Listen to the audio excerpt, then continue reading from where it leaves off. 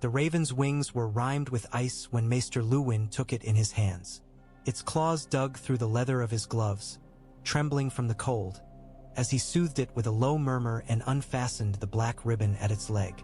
The wax of the seal had cracked with the journey, but enough remained to show the dragon of the crown and the faint outline of a lion's head pressed beside it.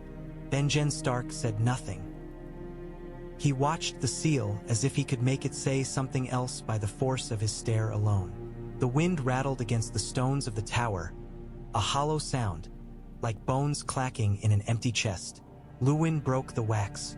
The parchment inside was stiff, stained where melted frost had seeped through. The words themselves were crisp and neat, in the careful hand of someone who had never known cold like this. They spoke of treason in King's Landing, of Lord Rickard Stark summoned before the Iron Throne to answer for his son's crimes, of Brandon Stark chained and dragged from the hall, of wildfire and smoke and a king who laughed while men burned. The words blurred. Luwin realized his eyes were wet and wiped them with the back of his glove. He felt the boy behind him become suddenly smaller, as if the tower itself had expanded and left Benjen alone in the middle of it. "Say it," Benjen said, his voice thin with strain. "Say the words, Maester." Luwin swallowed. "It says that Lord Rickard Stark is dead," he said softly. "And Brandon Stark as well." The tower seemed to tilt. Benjen reached for the stone window ledge to steady himself. For a heartbeat he said nothing, and in that silence the cold pressed close, a living thing trying to force its way under his skin. "And Eddard?" he asked at last, so quietly that Luwin almost pretended not to hear. "There is no word of Lord Eddard," Luwin said.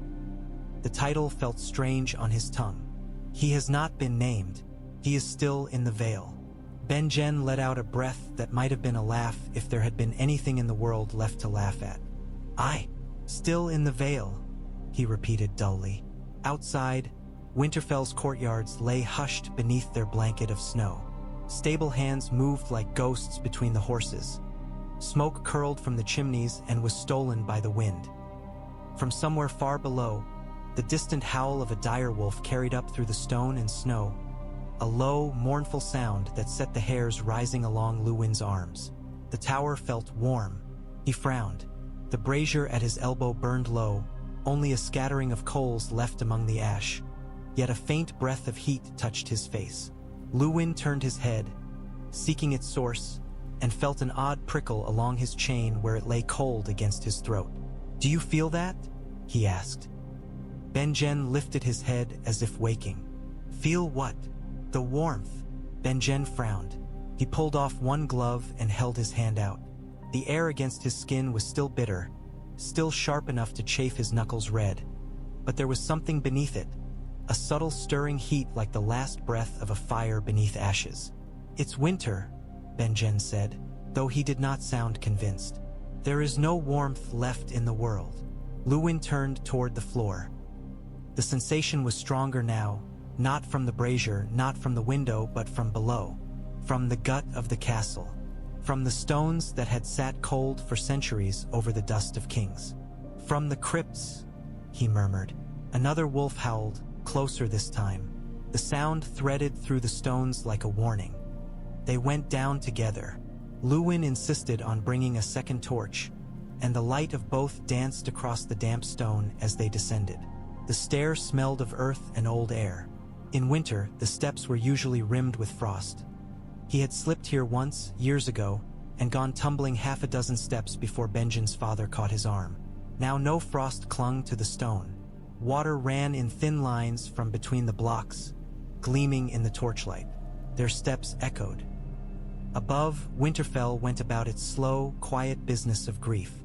Somewhere in the great hall, old men would be arguing about banners and vengeance. Somewhere, servants would be whispering of a mad king and Lannisters with cold golden hair. A few might even be praying that the Lord of Winterfell would ride home any day now, as if Eddard Stark could step in and set the world right again. Down here, there were no prayers. Only stone kings and stone wolves watching from their alcoves as the living passed by. Benjen slowed as the stair opened into the familiar long hall of the upper crypts. Row upon row of statues gazed down, carved faces stern, swords laid across stone knees, dire wolves at their feet. Each torch cast a forest of shadows, making the dead seem to shift as the men walked past. "It feels wrong," Benjen said under his breath. The wrongness crept under Luwin's skin like an itch. He had walked these halls 100 times or more, laying fresh candles at the feet of the recent dead, straightening some old lord's sword where the stone had cracked, reciting the names of Stark kings under his breath to help him remember the lineage. The crypts had always been cold, deep cold that settled into your bones and stayed there. Now it was as if someone had lit a brazier just out of sight. Not hot, no, but not cold enough. As they went deeper, the warmth thickened. Luwin could smell the torch smoke, sweat under his robes, the faint tang of damp stone. Beneath those, like a memory or a scent recalled from childhood, there was a thread of something else. Ash and old iron and the faintest echo of what? Charred meat? No, scorched metal, perhaps. The hum of a forge crouched somewhere in the depths beneath their feet. Benjen shifted the torch to his other hand and wiped his free palm surreptitiously on his trousers. "We buried my grandfather here," he said, more to fill the silence than anything else. "I remember. My father stood where I stand now. He said that Winterfell remembers. The dead remember. They are our roots." Luwin nodded, though he had not been here then. He had been in Old Town, learning to weigh words and leeches, while the North laid one of its lords to rest. "Your father was a wise man," he said. "Was," Benjen repeated, and his mouth twisted. The warmth grew. Now it clung to Luwin's face, the kind of close, still heat that gathered in a room where too many candles burned. He lifted the torch higher and saw, with a small spurt of alarm, that a thin fog of condensation drifted along the ceiling, blurring the edges of the vaulted stone. "Here," he said. "Do you see?" Benjen raised his own torch. The nearest direwolf statue was beaded with water. Droplets gathered at the carved beast's muzzle and fell, one by one, to dampen the stone floor. "I have never seen the crypts weep," Luwin murmured. Benjen stepped closer, reaching out to touch the statue. His fingertips came away wet. He rubbed them together, as if some answer might be hidden in the feel of it. "It's not right," he said. "There's no heat to make this, and yet, Luwin echoed. The warmth was stronger to their left, like a breath on his cheek. He turned, following it as he might a draft in a tower wall, and saw, between two ancient kings, a darker patch of stone where the mortar lines were hair-thin. The wall there was different, newer in the way that a stone laid 2 generations ago was newer than one laid 10. The blocks did not sag the same way the others did not bear the same greenish bloom of lichens. Someone had sealed an alcove that had once been open. "Maester?" Benjen asked. Luwin stepped forward, lifting the torch close. The stone drank the light and gleamed back at him faintly, as if something behind it responded to the torch's presence. His chain felt heavy. "This was not here when I first came to Winterfell," he said slowly. "Someone closed it up. Your father never spoke of it. Why would he?" Benjen's voice had turned quiet, curious despite his grief. "What's behind it?" Luwin could not say. But the warmth pressed at him through the stone, and in that moment he felt, very faintly, the ghost of something like a heartbeat. The markings were shallow, almost lost in the mortar. Time and damp had worn them smooth, but not smooth enough to fool a man who had spent years hunched over crumbling texts in Old Town. Valyrian. Luwin's throat went dry. He angled the torch, squinting, and made out the traces of curling letters that flowed like smoke along the cracks between the stones. Not the formal script of royal decrees, but something older, more fluid, the kind that appeared in the margins of forbidden works in the Citadel's locked vaults. "What language is that?" Benjen asked. "High Valyrian," Luwin said, almost without thinking. "In the crypts." Benjen's disbelief was plain. Luwin did not answer. He bent closer, moving the torch slowly along the line of glyphs. Some were too worn to read. Others sprang into dreadful clarity, each curve and slash carrying meanings that stirred memories of whispered lectures and dusty warnings. "Here lies fire," said one fragment. "Blood remembers," whispered another. A name surfaced in his mind. Rhaenys Targaryen, sister-wife to Aegon the Conqueror, the Dragon Queen who had flown north with Meraxes 3 centuries ago to look upon the wall. It was written, in careful, skeptical hands by maesters who had not believed in magic, that she had brought gifts with her when she came. Swords forged in Valyria, books, strange plants that did not take to the cold northern soil, and other things Luwin thought tracing the glyph that meant dragon. "What does it say?" Benjen demanded. Luwin swallowed. "Not enough to be sure," he lied, because the truth sat in his mouth like a stone and he dared not drop it. "Not yet. Only fragments.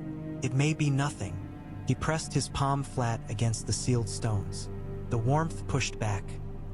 Not heat like a forge or a hearth, but a low, insistent thrum, as if some great beast slept just beyond, deep under the weight of rock. It was madness. It had to be. Dragons had not been seen in Westeros in more than a century. The last of the Targaryen beasts had died small and twisted, stunted things that had coughed black smoke and choked in their own bones. The Citadel taught that magic had leaked out of the world like water from a cracked cup. Luwin had taken a link of Valyrian steel for the study of those arts, and he remembered very well the disapproving look the Archmaester had given him as the link was forged.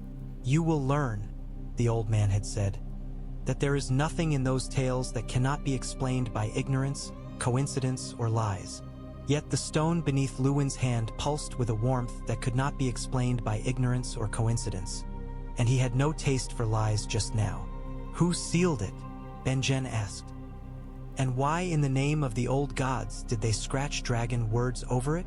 Luwin stepped back, letting his hand fall. The wall seemed to ache where he had touched it. "It may have been done after Queen Rhaenys' visit," he said carefully. "There are stories. It is said she brought 3 dragon eggs as a gift for the Lord of Winterfell." Benjen stared. "Eggs? They never hatched, or so the tales say." It felt like blasphemy to speak loudly, so he did not. His voice scarcely rose above a whisper, and it seemed the stone leaned in to listen. "Perhaps your ancestors decided such things were better buried and forgotten." "Buried here?" Benjen's gaze swept the crypts. He thought of his father's bones somewhere in the south, burned or rotting in foreign soil, while the north kept stranger relics close and secret. "Among our dead." "It would not be the first time the Starks have hidden dangerous things in the dark," Luwin said. Benjen's hand had not left the wall. His fingers spread, as if to feel more of the warmth. He closed his eyes. "There's something behind it," he said. "I can feel it, like the heartbeat of a horse through the saddle. Slow and heavy." Luwin's skin crawled. "We could fetch men," he said. "Micken others. Pull down the stones. See. And if it's nothing?" Benjen opened his eyes. "If it's only old tales and warm air, while my father and brother lie dead in the south and we spend our grief chasing ghosts, then we will have answered the question," Luwin said, "and perhaps laid some restless thing to sleep." Benjen's jaw clenched. For a moment he looked older than his years, his face caught between boy and man. "If there is something dangerous behind there," he said slowly, "it is already under our feet. That's worse than knowing and being afraid of it." He pulled his hand away as if in decision. "Fetch Micken," he said, "and 2 men who can keep their tongues still. If we are to pull down secret walls in the crypts, I would rather all of Winterfell not know it by nightfall." Luwin dipped his head in acknowledgement. The faint warmth licked at his back as he turned away, as if reluctant to let him go. He tried not to imagine that it took notice of him at all. The first blow rang through the crypts like a bell. Micken grunted as he brought the hammer down. Stone chips flew, stinging Benjen's cheek. The blacksmith was a careful man for all his size. He had shod 1,000 horses and forged 100 swords without losing so much as a fingertip. Now his brow was knotted with a concentration that had nothing to do with craftsmanship and everything to do with the knowledge that he was striking at something his fathers had been warned never to touch. "You sure about this, my lord?" he asked between blows. The title sounded awkward on his tongue.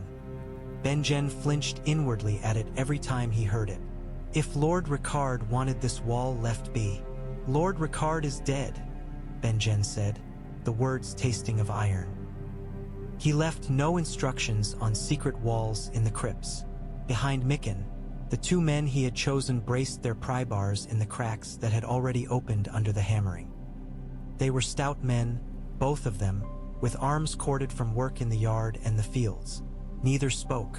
Their eyes kept flicking to Luwin's face, as if hoping the maester would call a halt and declare the whole thing a mistake. He did not. The warmth had grown with each few chips of stone. Luwin could feel it licking around his ankles, climbing his legs in slow pulses. The torch in his hand hissed softly as some invisible current of air slithered through the new-made gaps. Mikken struck again. This time the crack that answered sounded different. Not the small, sharp protest of mortar, but a deep, resonant groan that sighed from somewhere far beyond the wall. The masonry under his chisel shivered. A thin line of light appeared along the base of the stones, a dull, throbbing orange. Mikken sprang back so fast he almost knocked Benjen into the nearest stone lord. "7 hells," he hissed. "Did you see that?" "I am not blind," Benjen said, though his heart had leapt to the same wild place. Again, Mikken swallowed. His big hands tightened on the hammer's grip. For a heartbeat his gaze found Luwin's, seeking some reassurance that this was sane, that a maester with a chain and knowledge of such things had weighed all the risks and found them acceptable. Luwin did not lie. He only said, "Again," in a voice that shook slightly less than he felt. The hammer fell. The wall cracked. This time the pry bars bit deep, and the two men grunted, muscles straining, as they leaned their weight into the leverage. Mortar screamed as it tore.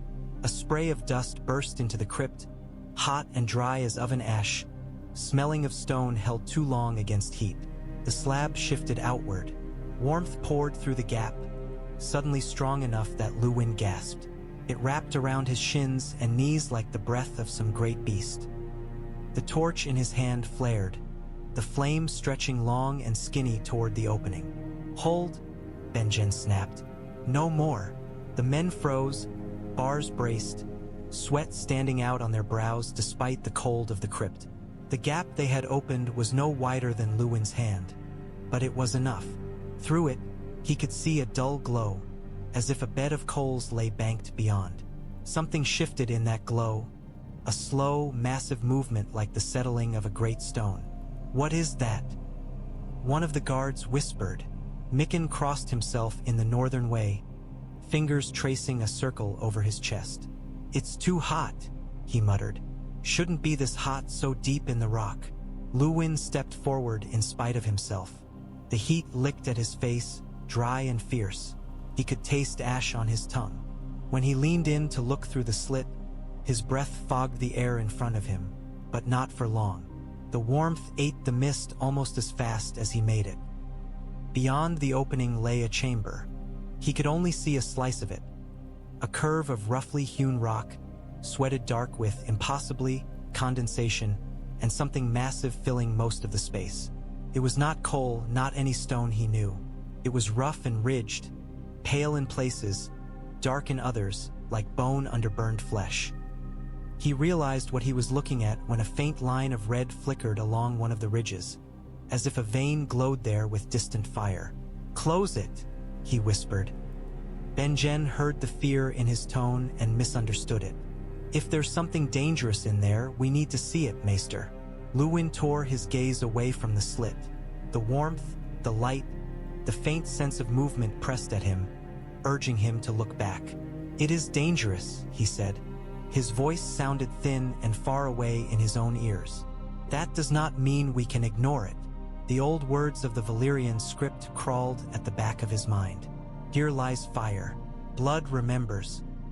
"Pull the slab," Benjen ordered. The men obeyed. Stone grated against stone. The gap widened with agonizing slowness. More heat rushed out, sharp and dry, carrying with it the scent of scorched metal and something else beneath, older and wilder than any forge. The torches both flared and guttered in the same breath. When the opening was large enough for a man to walk through sidewise, the slab broke free of its place entirely and toppled outward. It slammed onto the crypt floor with a thunderous crash that sent dust exploding in all directions. Benjen coughed, eyes stinging, and lifted his arm to shield his face. Through the settling cloud, Luwin saw shapes. 3 of them, vast and coiled, half buried in stone like fossils caught mid-motion. They were the size of longships, at least. Their bodies curled around pillars of rock that might once have been natural formations or might have been carved for them. Their hides were stone, or seemed so at first, ridged and gray and rough with cracks. But here and there, along a curve of flank or the edge of a folded wing, a scale gleamed like polished metal, catching the torchlight and turning it to strange colors. Where their heads lay, resting on the ground, the air shimmered. Mikken took a step back, then another. His hammer hung, limp in his hand. "Those are statues," he said too quickly. "Statues, that's all." One of the ridged bodies rose and fell, almost imperceptibly. Statues did not breathe. The Godswood had always been Benjen's refuge. As a boy, he had hidden there from his tutors, clambering up into the branches of the heart tree to drop snow on unsuspecting heads below. As a squire, he had come here to swing wooden swords in private, imagining himself facing southern knights who laughed at northern steel. His father had brought each of his children here in turn to speak with the old gods, to whisper secrets into the red leaves that no septon would ever hear. Tonight, the Godswood felt smaller. The trees crowded close, their branches knotted like the hands of old men. Snow lay thick on the ground, muffling the world. Clouds had swallowed the moon. The heart tree's pale trunk rose out of the shadows like a ghost, its carved red eyes weeping fresh sap down its bark. Benjen stood before it, his breath steaming. The cold should have bitten through his boots by now, but the ground felt warmer than it ought. Not warm, never that, but less vicious. As if some great hearth had been lit in the bowels of the castle, and heat seeped up through stone and root alike. He laid his gloved hand against the heart tree's trunk. The bark was cold and slick under his palm. Sap stained his glove, dark against the leather. "What have we done?" he asked the carved face. The old gods said nothing. They did not speak in words. They spoke in other ways. A distant rumble rolled through the earth, so low he might have imagined it. The snow at his feet shivered. Somewhere beyond the walls a horse screamed, high and shrill. The wolves on the battlements took up the cry with a chorus of howls that made Benjen's skin prickle. He remembered the sight in the hidden chamber. Those vast stone shapes curled in the darkness, heat shimmering around them, scales gleaming through cracked stone. Statues, Mikken had said. He had not sounded as if he believed it. "If Eddard were here," Benjen began, then stopped. If Eddard were here, he would have seen the same impossible things. He would have had to choose just as Benjen did now, with their father's bones still smoking in the south and Brandon's charred skeleton hanging in the air somewhere above the hall of the Mad King. "We cannot wait for Eddard," Benjen thought. "The world does not wait." Footsteps crunched in the snow behind him. Luwin appeared at his side, his chain glinting dully in the dim light. He looked older than he had yesterday. More links hung heavy around his neck, or so it seemed. "They are not statues," the maester said without preamble. Benjen did not pretend not to know what he meant. "You are certain?" "I watched one of them breathe," Luwin said. "The middle one, the heat around it, I could feel it, and when Mikken's hammer struck the wall, it flinched. Only a little, but enough." Benjen closed his eyes. "How?" he whispered. "Dragons are dead." "So we have told ourselves," Luwin said. "So the Citadel has taught for 100 years. Magic is gone from the world, they say. All that remains are tricks and ignorance." His hand tightened at his chain. "Yet there is writing in High Valyrian on the stones of your crypt. There are creatures sleeping behind them that breathe and give off heat. The old tales of Queen Rhaenys' visit. I begin to think your ancestors accepted more than books and swords from her. You mean to say that these things have been under our feet for 300 years? Benjen looked down, as if he might see through snow and stone to the chamber below. "Waiting, or dying," Luwin said, "or turned to stone in their sleep. I do not know.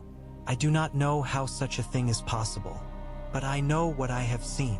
Benjen let his hand fall from the heart tree. Sap clung to his glove, sticky and red-brown. "If word of this gets out, the realm will tear itself apart in the struggle to claim them," Luwin finished. "Aerys Targaryen will try to seize them in the king's name. The Lannisters will want them for their own. Robert Baratheon, Jon Arryn, every lord with a hint of ambition south of the neck." He shook his head. "You are not ready for that war." "We are already at war," Benjen said. "We just do not know yet what sort it will be." The rumble came again, stronger this time. He could feel it in his bones. Snow slid from a branch above and plopped into the drift beside him, sending up a fine spray of powder. "I need to see them again," he said. "Not through dust and falling stone. I need to know what we have woken." Luwin hesitated. "Be cautious," he said. "Do not go too close." Benjen almost laughed. "If I mean to keep dragons in my cellar, Maester, it may be too late for caution." He turned from the heart tree. The carved face watched him go, its red eyes bleeding quietly into the snow. The chamber felt like the throat of some buried volcano. Even before Benjen stepped through the broken wall, the heat rolled out to greet him. It was not the suffocating blast of a forge. That was harsh and dry, heavy with smoke and iron. This was thicker. It wrapped around him in pulses, not steady but rhythmic, a slow, powerful beat that seemed to sync with the pounding of his own heart. He lifted the torch higher. They were not statues, not in any way that mattered. In the clearer light, he could see where the stone sheath ended and something else began. The pale dragon lay closest, its body coiled in on itself, tail wrapped around a pillar that had fused seamlessly with the ridged curves of its flank. Its wings were folded tight, each joint encased in rock that had cracked along natural seams into plates. Between those plates, in narrow glimpses, scales gleamed like ice. They were translucent and faintly blue, catching the torchlight in fragile sparks. The head rested on its foreclaws. The snout was still largely stone, a rough mass shaped vaguely like the skull of some monstrous hound. But the stone around one eye had split. Through the crack, a sliver of something living watched him. The eye was pale as winter sky, no paler. It was as though someone had carved a hole through to the heart of a glacier and set it here. Faint lights moved in its depths, like reflections on distant ice. The pupil was a vertical slit of darkest blue. Benjen's hand tightened around the torch haft. The gray dragon beyond it was different. Its stone shell had fractured more extensively, chunks fallen to reveal swathes of hide like storm clouds. Dark gray mottled with silver, faint lines of lighter color swirling along its flanks like the memory of wind. Where the pale one felt like cold-made flesh, this one felt restless even in its sleep. The air above its back shimmered as if from rising heat, though when Benjen breathed in, he thought he caught a tang of rain. The third dragon, coiled furthest from the wall, looked almost like a pile of cooled lava. Its stone skin was rough and blackened, but where the cracks ran thickest, dull red glowed underneath. When it exhaled, a plume of air rose from its nostrils, shimmering with heat. 7. One of the guards whispered behind Benjen. "What are they?" Luwin's voice came from somewhere near his elbow, thin and strained. "Dragons," he said. "They can be nothing else." Benjen stepped forward, drawn as surely as if a rope had been looped around his chest. The pale dragon's eye tracked his approach with a slow, languid movement. The pupil narrowed. Frost crackled along the rim of the stone shell where its gaze rested, as if even that slight attention chilled the air. "Careful," Luwin said. "My lord, please." Benjen did not stop.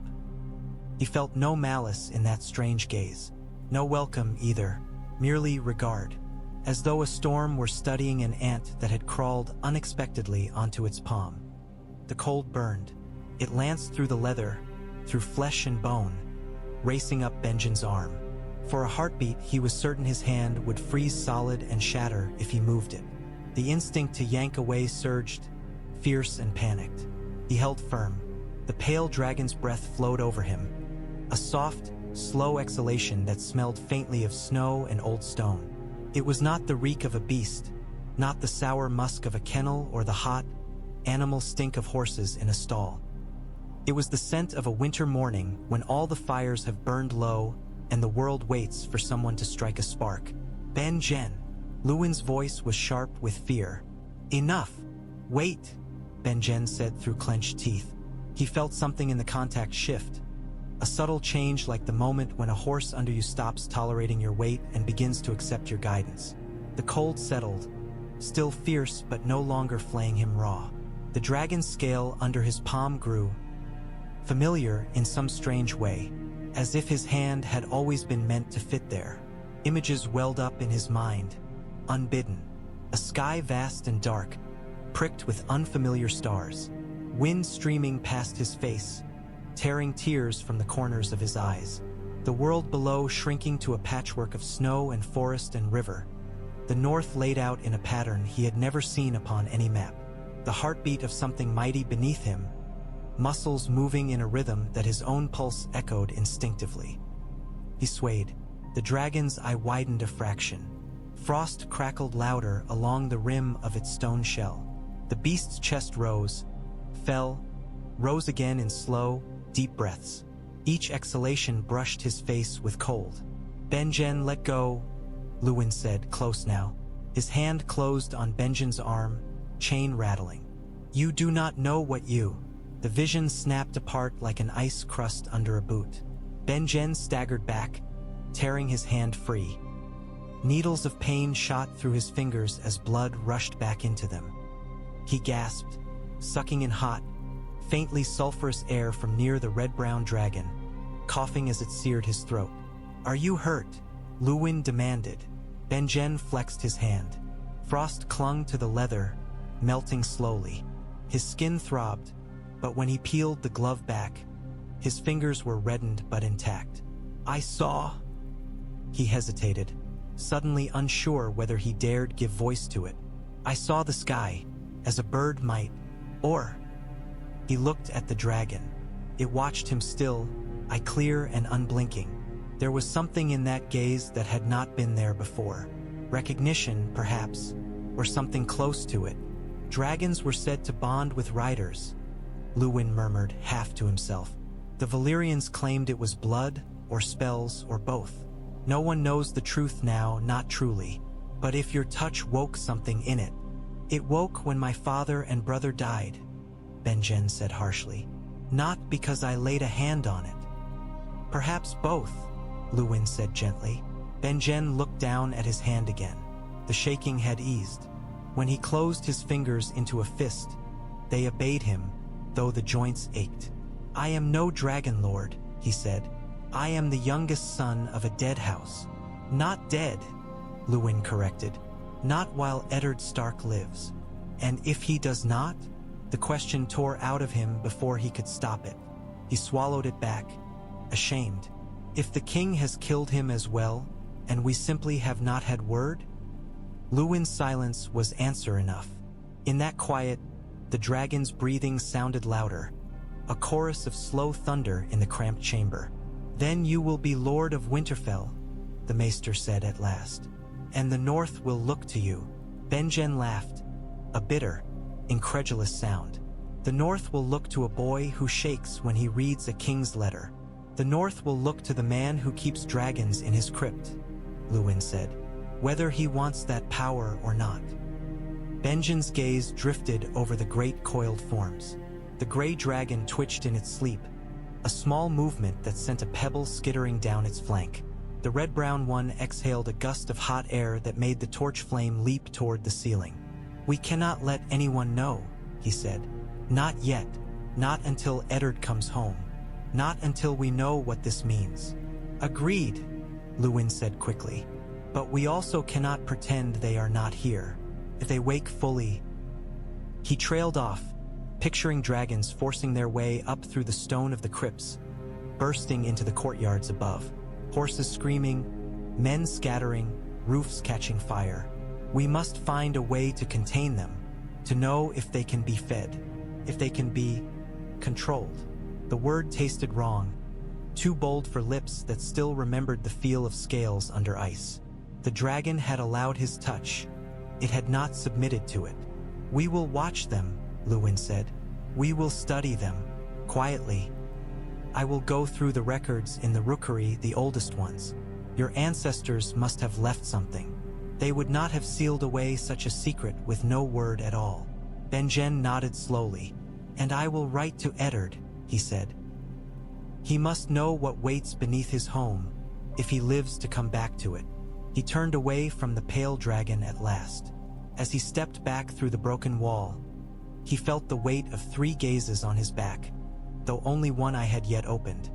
The rookery smelled of feathers and droppings, ink and old straw. It was a familiar scent, oddly comforting now that the rest of the castle felt like a stranger had moved into it. Benjen sat hunched over the small table. The quill felt clumsy in his fingers. He had never had the patience for letters, leaving that to Eddard and their father. His hand was more used to sword and reins than to ink and parchment. Still, the words had to be set down. Maester Luwin stood at his shoulder, lantern held high. The light pooled around them, leaving the cages of ravens along the walls in a restless half-dark. Wings rustled as the birds shifted, black eyes glittering. They were sensitive creatures, quick to startle. Tonight they seemed unsettled in a way that had nothing to do with the presence of men. Benjen dipped the quill, shook off the excess ink, and bent to the parchment. "Eddard," he wrote and paused. He had begun letters like that a dozen times since the raven came from King's Landing and had crumpled each attempt. "Lord Eddard Stark," he tried instead, then crossed out Lord with a fierce stroke that tore slightly into the parchment. His chest tightened. Titles meant nothing if their bearers hung smoking in the capital. "Brother," he wrote at last. "Father is dead. Brandon is dead." Ink blotted where his hand pressed too hard. He wiped the quill on the scrap of cloth and forced himself to continue. "The king has done this. They say you live still in the Vale. If you receive this, know that Winterfell stands. The men look to you. I hold the castle in your name until you return." He hesitated. How did one write of dragons? Below the crypts, he began slowly. "Something is waking." He stopped. His throat closed. The words looked mad on the page. If this raven were lost and some other maester, some other lord, laid eyes on the letter, what would they think? That grief had unseated what little sense the youngest Stark possessed. He crossed out the line, ink pooling over the letters until they were illegible. "I cannot," he said. "You must tell him," Luwin said quietly. "I do not even understand what I would be telling him." Benjen stared at the blot of ink, its edges bleeding into the fibers of the parchment. "We do not know if they will live, Maester, if they will claw their way free, or if they will die in stone and heat and never stir again. If I write of dragons, and by the time he comes home there is nothing but empty rock." "You would have told him the truth as you knew it," Luwin said. "That is all any man can do." Benjen set the quill down. His hand ached, the knuckles still stiff from the dragon's cold. "If this letter is lost, intercepted..." He shook his head. "No, not yet. Not until I have seen them wake with my own eyes." He folded the parchment instead, sealing it only with the barest outline of the words he had written. "Father and Brandon are dead. The men gather. The North grieves. Come home." Felt like too little. Felt like a lie by omission. But it was the lie he chose. He tied the parchment to a raven's leg with a strip of leather. The bird pecked at his fingers, more irritably than usual. Its feathers were ruffled. When he opened the window, the wind outside was sharp enough to cut. The sky had darkened. The first stars pricked through the blue, but down below the walls a faint orange pulse still seemed to glow against the snow, the ghost of heat under stone. "Fly," Benjen murmured, pushing the raven into the air. It beat its wings fiercely, rising awkwardly at first, then catching the wind and gliding out over the courtyard. For a moment it circled, black against the dimming sky, before angling south. "May it find him," Luwin said. "It must," Benjen replied. The chamber beneath their feet throbbed. He felt it even here, a dull echo in his boots. The ravens cried out, restless, feathers shivering, as if the sound displeased them. "We do not have long," Luwin said. "The cracks in their stone shells widen with each hour. Heat builds. If they burst free, then I will be there," Benjen said. He turned from the window. "If Winterfell is to have dragons, they will not wake alone." The first true tremor came just before dawn. Benjen had dozed in a chair in the great hall, boots still on, sword within arm's reach. Men lay on benches around the room, wrapped in cloaks and furs, snatching what sleep they could between councils. The fire in the central hearth had burned down to embers, but the air was not as cold as it should have been. The floor lurched. Benjen jerked awake as a cup slid from a nearby table and shattered. Somewhere a dog yelped. A low groan rolled through the stone, rising in pitch until glass rattled in the arrow slits. Dust sifted from the rafters. Men swore, stumbling to their feet. "Earthquake," someone called. "The gods are angry." Benjen was already moving. His hand found his sword hilt, more out of habit than sense, and he ran for the door, boots thudding on the shifting floor. The tremor subsided as abruptly as it had begun, leaving a ringing silence in its wake. But beneath that silence, in the bones of the castle itself, something beat on. He knew where it came from. The crypt stair seemed longer this time. The torches along the walls had burned low, but heat gusted up from below, mingling with a colder breath that numbed his cheeks. The mixture made his skin prickle, as if caught between fire and frost. He met Luwin halfway down, robes askew, hair standing wildly around his head. The maester's eyes were wide. "They are waking," he said without being asked. The entrance to the hidden chamber was already a wound in the crypt wall, edges blackened. As Benjen stepped through, another crack sounded, sharp and final, like the splitting of an overripe fruit. The pale dragon's stone crust shattered along its spine. Shards fell away in clattering cascades, revealing the creature beneath. Its scales were not smooth like a snake's.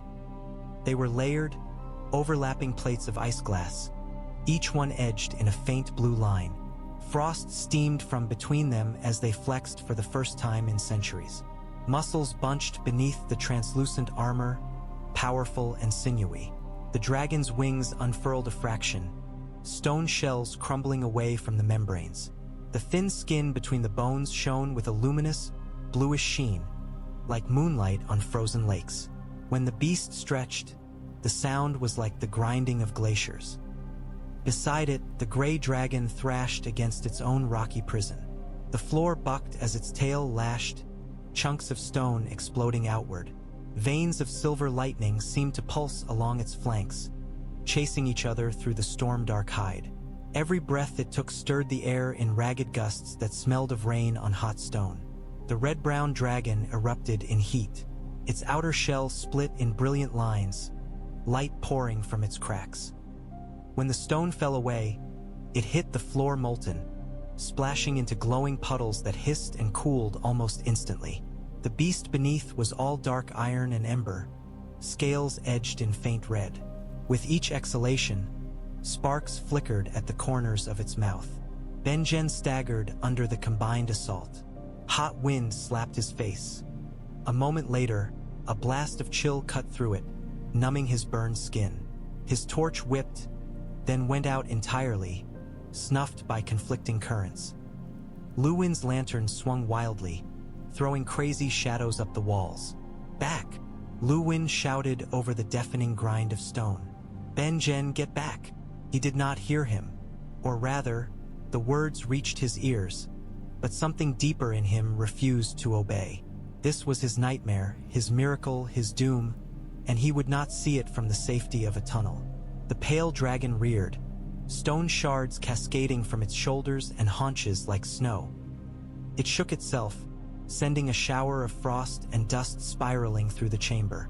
When it stretched its neck, vertebrae popped in a long, rolling series of cracks that sounded horribly like someone's knuckles. Writ gigantic. It opened its mouth. No fire came, no roar, not yet. It only inhaled, a deep, dragging breath that made the air around Benjen rush past him toward those jaws. The sudden vacuum knocked him forward a step. He felt the pull in his lungs, in his ears, as if the world itself were being drawn into that cavernous chest. The gray dragon answered with a roar of its own, hoarse and half-formed, as stone flaked from its throat. The sound crashed off the walls, a peal of thunder in a cave. The red-brown dragon's rumble was lower, a furnace growl that vibrated in Benjen's teeth. Ancient dust billowed. Somewhere beyond the broken wall, a statue toppled in the crypt, its stone sword snapping as it hit the floor. The wolves carved at the feet of dead kings seemed to shudder. Benjen put his back to the wall to stay on his feet. The dragons were too close, too large. There was no scale by which to measure them inside this cramped space, no distance to lessen their enormity. They filled his world. He realized distantly that he was smiling. The last flakes of stone rained down like ash. Where rock had lain for generations, there was now only living flesh and scale. The chamber seemed smaller, crushed in around the vast bodies. Their movements shook dust from the ceiling in steady falls. Like gray snow, the pale dragon stepped toward Benjen. Its claws gouged furrows in the floor, each talon biting deep. Frost bloomed along the gouges in its wake, spreading outward in delicate crystals that crackled as they formed. The air around its head steamed, breath colder than the winter outside. Its wings flared wider, brushing the ceiling, and where the thin membranes met stone, frost spiderwebbed outward. Benjen stood rooted. The beast dwarfed him, its head easily 3 times his height. Its eyes, now fully open, were twin shards of winter. They fixed on him with a weight that made his bones feel suddenly fragile. "Benjen," Luwin whispered, barely audible over the dragon's breathing. "You must move. If they take you for an enemy." "I do not think they do," Benjen said, though his throat was dry. The gray dragon shook itself, loose stone clattering down. It tested its wings, extending them partway, then folding them again.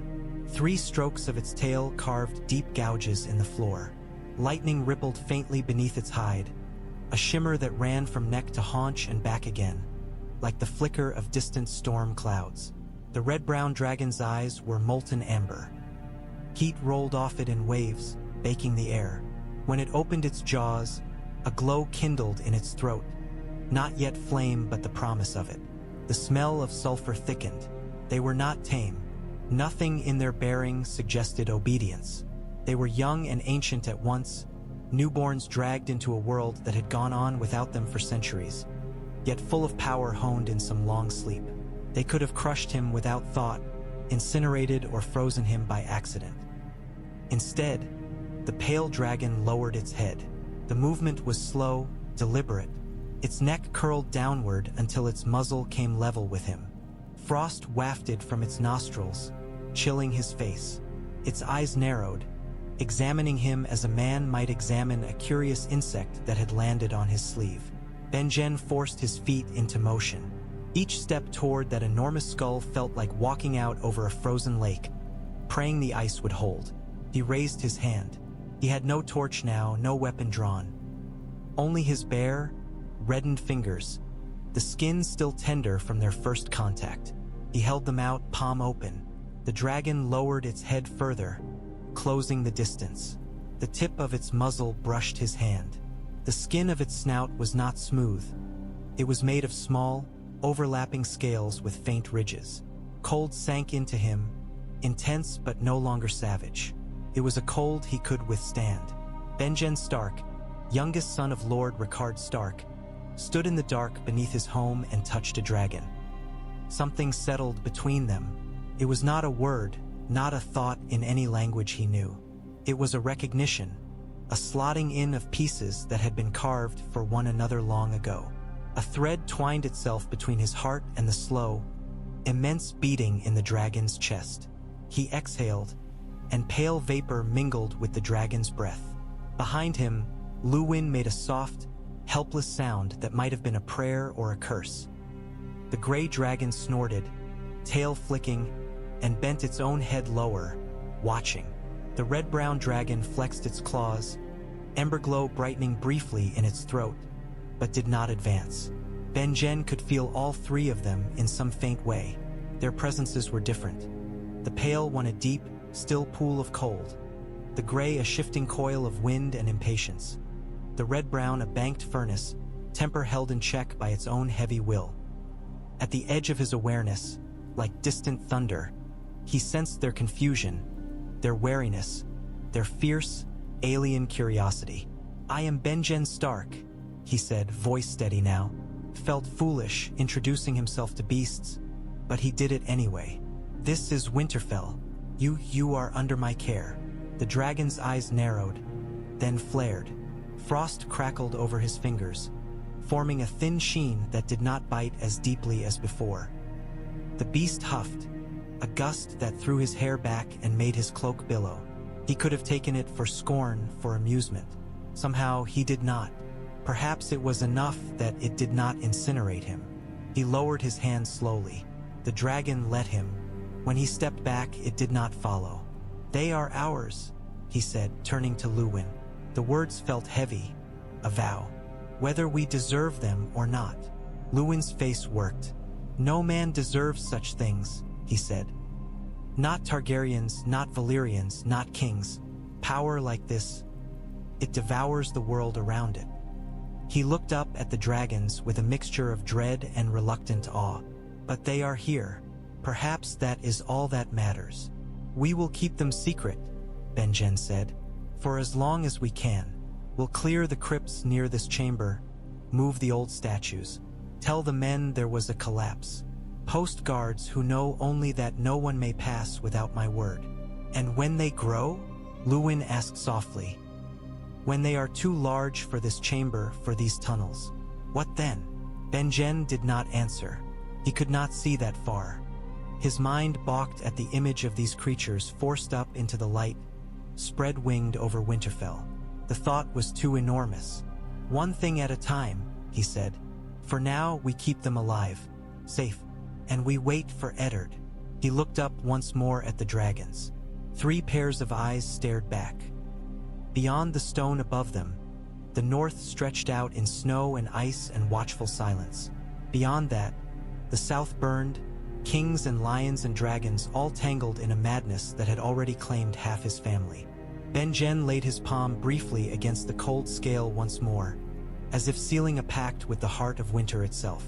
Then he turned away, climbing back toward the world of men, carrying with him a secret that would change whatever future remained. The world fell away outside the Eyrie's windows, a sheer drop of stone and thin air down into the pale tangle of the Vale. Clouds drifted below the castle's feet, their tops touched by the faint rose of dawn. Above, the sky was a hard, brittle blue, the kind that promised a day of knife-edged cold. Inside the solar, a different chill held. Eddard Stark sat at the table as if frozen there. The parchment in his hand crackled when his fingers tightened, then loosened, then tightened again. His eyes moved back and forth over the words, but they might as well have been carved into the inside of his skull. He no longer needed to read them to see his father burning in chains, Brandon strangling himself, reaching for a sword he could never grasp. Jon Arryn said nothing. He watched from near the window, one hand resting lightly on the stone, as if feeling for tremors in the mountain itself. His face, worn by years and care, was set in a careful stillness. Robert Baratheon was not still. He paced the length of the solar, boots thudding against the flagstones, a storm trapped in too small a space. His dark hair, unbound, brushed his shoulders. His jaw was shadowed with stubble. Every few steps he would clench his fists, as if he needed something to break and the room offered nothing that would suffice. "Say it again," Robert demanded suddenly, turning on his heel. "Tell me they burned them, Ned. Tell me the king I swore to once has cooked your father in his armor and strangled your brother before his eyes, so that I may finally believe I have not slipped into some mummer's show." Eddard did not look up. "I will not speak it again," he said, his voice raw. "Once is enough." Robert swore, a low, vicious oath that crackled in the air. He slammed his fist into the nearest stone pillar. The impact echoed. Small flakes of mortar rained down. "Robert," Jon Arryn said mildly. "What would you have me do, my lord?" Robert rounded on him. "Sit and sip wine while Aerys Targaryen pisses on our fathers' graves? While he sends for our heads next?" Jon Arryn's mouth twitched in something too faint to be a smile. "I would have you think, for once, before your blood drowns your sense." Robert's laugh was harsh. "Sense? There is no sense left. Not after this." He jabbed a finger toward the parchment in Eddard's hand. "This is war, and we all know it. Only question is whether we meet it on our feet or on our knees." Eddard let the parchment fold itself closed over his fingers. The wax of the broken seal scraped his palm. "My father went to King's Landing in good faith," he said. "He answered a king's summons. He died for it. My brother rode to defend our sister's honor. He died for that. If I kneel now, I will be kneeling in their ashes." He raised his eyes at last. Something in him had hardened while he read and reread the letter in the silent hours before dawn. The grief was still there, an ache behind the eyes, a hollow in the chest, but it had gained a cold edge. "Aerys Targaryen is a king," Jon Arryn said. "It is no small thing to raise banners against the crown." "He is no king of mine," Robert said. "My king does not roast men alive who come to him for justice." Jon Arryn's gaze moved from Robert to Eddard and back. Raven scrolls lay scattered across the table between them, their seals broken and their words seared into Jon's memory. Demands had come from King's Landing, too. Demands for the heads of 2 fosterlings. Treason, Aerys called it, that the Lord of the Eyrie had sheltered them.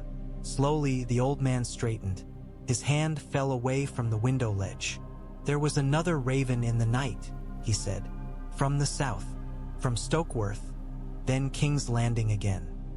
The king commands that I send your heads to him, Ned, Robert's too, placed in boxes steeped in brine, that he might gaze upon them and know he is obeyed." Robert spat on the floor. "Let him choke on them," he snarled. Eddard shifted, the words landing on him like blows. So this is what it means to be a hostage, he thought, only now realizing he had been one all along. Not in chains, not in truth, but each step he took had been under the shadow of a king's whim. "What answer did you send?" he asked quietly. Jon Arryn's eyes were very clear and very old. "None," he said. "Not yet." Silence settled in, heavy as snowfall. Then Jon went to one knee. He did it without ceremony, without flourish, as if this were no more than a simple courtesy. Yet in that small motion there was something that made Eddard's breath catch. The Lord of the Eyrie, Warden of the East, bent his knee before 2 young men who had not yet grown into their titles. "To you, Robert Baratheon," Jon Arryn said, "whose father and brother lie in ash by the same king's order as Lord Rickard and Brandon Stark. And to you, Eddard Stark, who have lost as much and more." His voice did not waver. "I will not deliver your heads to Aerys. I will keep my wards not as hostages, but as sons. And if the Mad King calls that treason, then let him name me traitor. We will answer with steel." A wind gusted outside, rattling the shutters. Somewhere below, in the dizzying drops and narrow paths of the Eyrie, men were waking, yawning, going about their morning tasks, unaware that the world had just shifted beneath their feet. Robert stared. For once words seemed to have deserted him. Then he barked a laugh that was half sob, half war cry. He went to Jon and pulled the old man up into a rough embrace that nearly toppled them both. "You honor me, my lord," he said thickly. "You'll not regret this.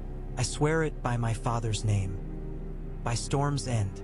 By every god that ever watched." Jon Arryn turned to Eddard. "What say you, Ned Stark?" he asked. "You are quiet." Eddard looked down at the parchment one last time. In his mind's eye he saw Winterfell's towers against a sky of pale gray. His father's stern face softening as he watched his children at play, Brandon's reckless smile. as he spun Lyanna around in the yard. He saw them burning, their flesh blistering, their eyes melting, their bones blackening. He saw, distantly, as if from a great height, the snow-covered roofs of his home. There was a pulse of orange beneath the stone, a glow that beat like a second heart under the castle. For a moment he felt as though he were falling toward it. He blinked, and the vision was gone, leaving only the solar and its cold air and the two men waiting. "I say that a king who burns my father and brother is no king," he said. "I say that the North remembers. If you call your banners, my lord, the Starks will answer. When I ride home, it will be to gather our own." His hand tightened around the parchment until it tore. They clasped forearms as Robert spoke the words that would make poets in years to come pretend they had all been braver than they truly were. "To Robert Baratheon, Lord of Storm's End," Jon Arryn said formally, "I pledge the swords of the Vale against the Mad King. The falcon will fly at the stag's side." "And the wolf," Eddard added. Robert's grip tightened around his arm. For all his youth and bluster, there was iron in it. "And when we have pulled Ares from his throne," Robert said, "I'll put his head on a spike and piss on his city walls. I swear it by the Seven." Eddard's mouth twitched. "The old gods are less forgiving of such talk," he said, but there was a grim satisfaction in it. They talked then of banners and ravens, of which houses might rise and which might crouch and wait, scenting blood. Jon Arryn's mind moved with quiet precision through the names. Tully, Tyrell, Lannister. Dorne, always its own creature. The Reach, slow to stir but deadly once roused. "The North will not be swift," Eddard admitted. "We are far, and winter comes hard. But when we come in force." Jon nodded. "It is not swiftness I want from you, Ned," he said. "It is certainty. The Eyrie and Storm's End cannot win this war alone." Robert snorted. "Give me a good hammer and a clear shot at Ares, and I could." "You might," Jon allowed dryly. "But until he is foolish enough to step out from behind his walls, we must contend with his dragons and his gold." "Dragons," Robert said with contempt. "There have been no dragons in Westeros for 100 years. Ares has wildfire and a madman's pride, but no beasts of legend. I'll crack his skull all the same." Eddard's mind snagged on the word. Dragons. He had known them, as every child did, from the stories old Nan told by the hall fire. Dragons and the long night, heroes with flaming swords, kings who rode beasts of fire across the sky. As he grew older, the maester's tales had replaced hers, dry accounts of conquest and policy, of Aegon and his sisters using 3 living weapons to forge a realm out of 7 quarrelsome kingdoms. Dragons, the maesters agreed, were dead. Their skulls hung under the Red Keep, black and hollow, and the line that had once bred them had dwindled to a lunatic on a throne and a few frightened exiles. Yet when he had closed his eyes in that earlier moment, he had seen Winterfell from above, and there had been something under the stone that pulsed with heat. Grief, he told himself. Weariness, a mind fraying under the strain. It was easy to imagine things when the world had just caved in. Still, the memory clung. Heat beneath snow. An orange throb like a buried forge. "You go home first," Robert was saying. "Gather the North. Jon will raise the Vale. I'll ride for Storm's End. And when I come back, I'll bring every man who can sit a horse and hold a spear." "And then?" Eddard asked. Robert's eyes gleamed. "Then we march on King's Landing," he said. "And when next we see Aerys Targaryen, it will be with steel in our hands." Jon Arryn looked out at the cold dawn beyond the window.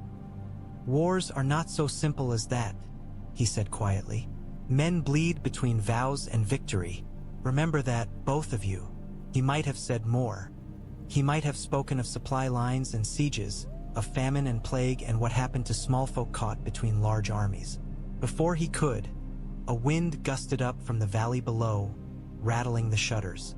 For a heartbeat, Eddard smelled snow and ash together, as if someone had scattered embers over fresh drifts. He pressed his lips together. When he wrote to Winterfell, he would not speak of visions or dreams. He would tell them of their father's death, of Brandon's, of the banners that must be called. If there was something stirring in the deep stones of his home, he would learn of it when he returned. If he returned, leaving the Eyrie felt like climbing down from the sky. The mountain roads were treacherous in the best of times. This was not the best. Snow had fallen in recent days, clinging stubbornly to shaded bends and hollows. Men led horses by the bridle, testing each step before trusting their weight to it. A misstep here did not mean a bruise or a broken limb. It meant a plunge into the pale mist far below. Eddard rode in silence, cloak drawn tight against the biting wind. The wolf's head on his breast felt heavier than usual, as if all the north lay in that small bit of metal. Behind him rode men of the Vale, a retinue Jon Arryn had insisted on sending with him down to safer roads. "If something happens to you between the Eyrie and the lowlands," Jon had said, "I will never forgive myself, and Robert will be insufferable." The old lord's attempt at levity had fallen flat, but Eddard understood the care beneath it. They rode under the falcon's banner and the crowned stags, but the white direwolf was there too, snapping silently in the wind. It felt wrong to see it so far south, like a piece of Winterfell cut loose and blown down into alien ranges. As they descended, the air grew thicker.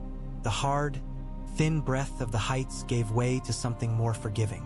Trees clung to the slopes. Patches of brown earth showed where snow had melted. The world widened with every turn of the path, the valley opening like cupped hands below. At night they camped beneath the stars, the men huddling close to fires that crackled and spat. Eddard lay awake more often than he slept. Grief did not lend itself to rest. The first dream came on the third night. He stood in Winterfell's courtyard, snow falling in slow, soundless flakes. Men moved around him, blurred shapes, their faces indistinct. The great hall's doors were open, firelight spilling out in a golden wash that did not touch the snow. Beneath his feet, the stones throbbed. He looked down.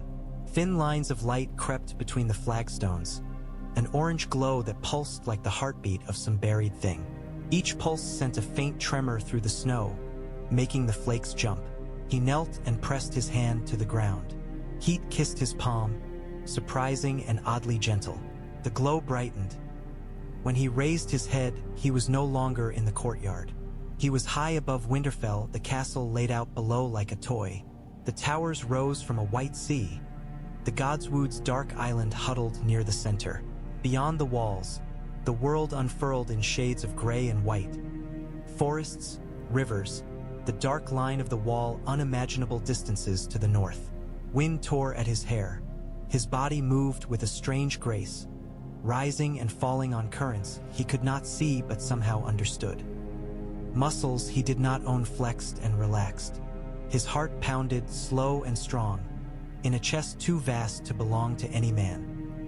He looked down and saw pale claws, each as long as a man's arm, flexing in midair. Scales like ice plates glittered along a long, sinuous body. When he exhaled, a cloud of frost billowed from his mouth, and the air hissed as it froze. He woke with a jerk, breath tearing from his lungs in a white plume. For a moment he did not know where he was. The star-pricked sky above looked alien, the shadows of sleeping men strange. A log shifted in the fire, sending up a rush of sparks. The scent of smoke and horse and leather grounded him. A dream, he told himself, nothing more. But when he closed his eyes, he felt again the rush of air past scales, the pull of some unspoken bond toward the gray stone cluster of his home. The next morning he did not speak of it. Men had died. War was brewing. It was no wonder he dreamed of dragons. Every boy raised on tales of Aegon did, sooner or later. It meant nothing. He rode on. The journey down from the Eyrie led to other roads, other duties. He turned his steps west toward Riverrun, to answer the summons of Hoster Tully and the betrothal that had been promised and unpromised and rearranged by death. Brandon should have wed Catelyn. Now Eddard would take his place at the Sept, another mantle he had not expected to wear. Honor, he reminded himself, when doubts whispered at the back of his mind. Obligations, the ties that hold the realm together. If we begin to break our vows now, there will be nothing left but ashes. Ashes and dragons, some treacherous part of him murmured. He ignored it. Letters went ahead of him, carried by swift birds and faster riders.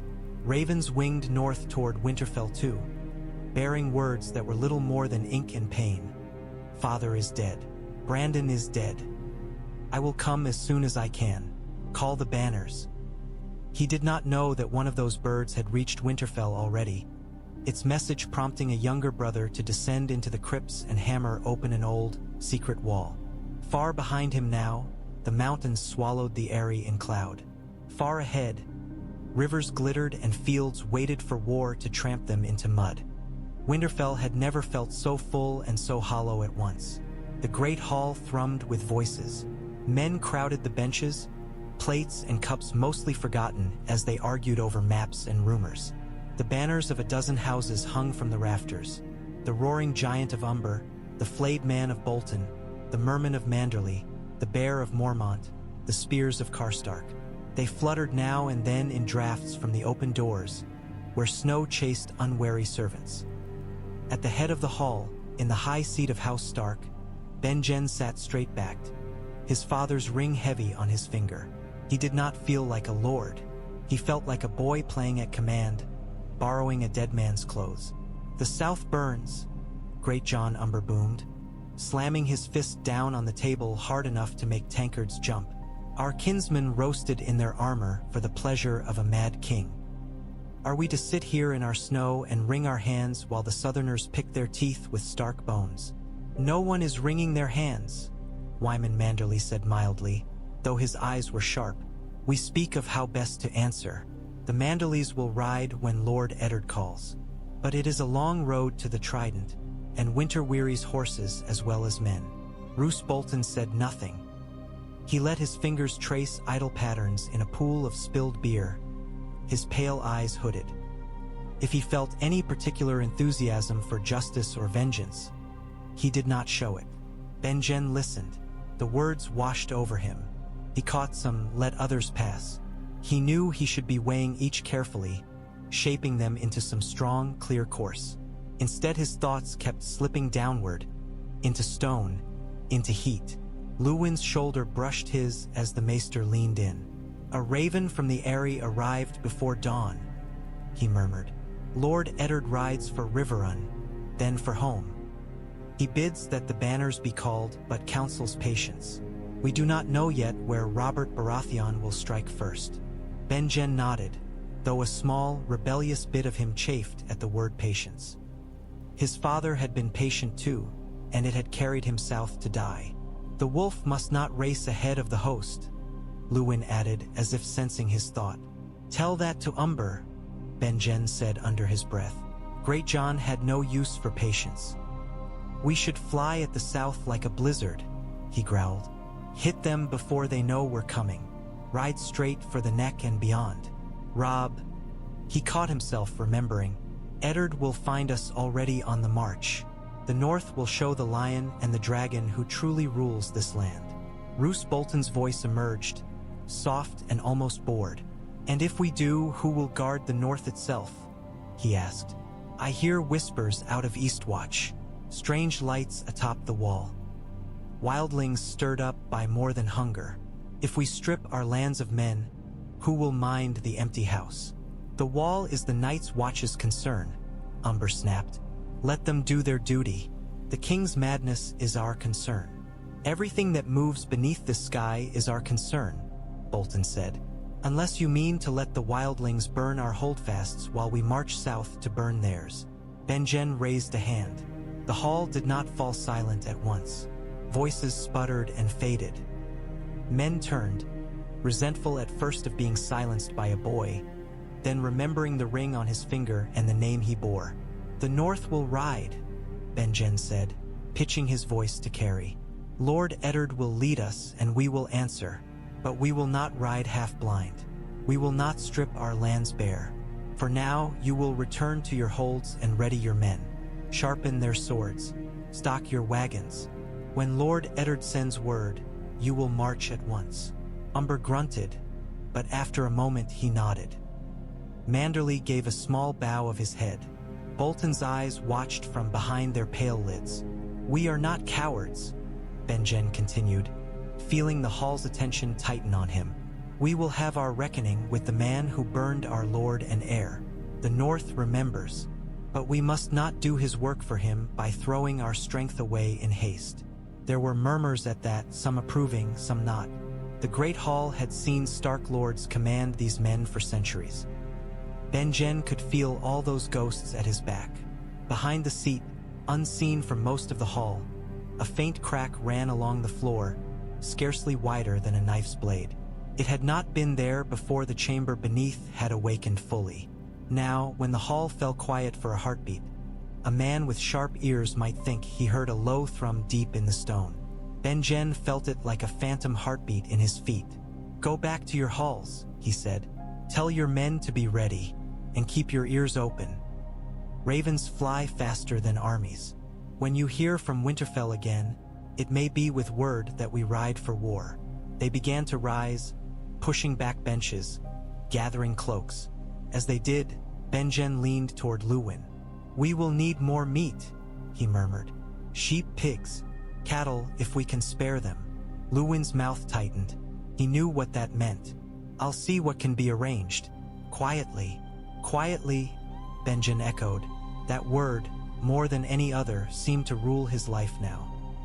As the hall emptied, the heat in the stone thrummed stronger, as if those vast hearts below were impatient with talk and waiting.